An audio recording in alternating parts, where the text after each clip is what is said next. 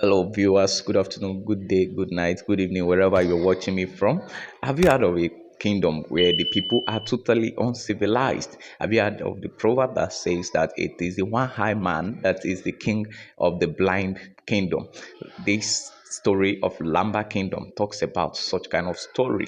It is a story about a kingdom and also about their king. Their king will come to a civilized world as an herbalist, a very powerful one, and that's matter.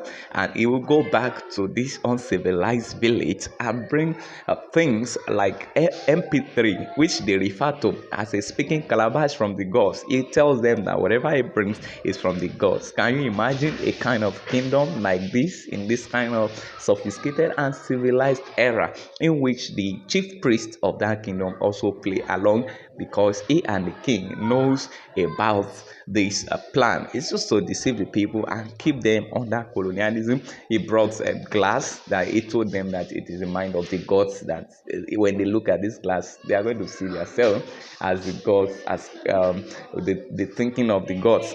He also brought um, banner and told them that these are the banner of different deities, which the people were so very happy. Can you imagine? Deceiver, and they have been deceived and colonized already. But there is this new guy in town. He was a police, but unfortunately, he met himself in that kingdom. How did he met himself there? He wanted to arrest that powerful herbalist in the civilized world, and he they during the process of apprehending this man, the man disappeared. He grabbed the man and they both disappeared to this kingdom.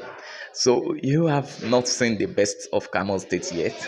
Just wait for the best moment and enjoy yourself. If comedy is what you like, and by this time, if you have not subscribed or liked this channel, please make sure you do so because you'll be getting amazing news and amazing notification will be coming your way. Please do well. Make sure you like, subscribe, and also share to your loved ones.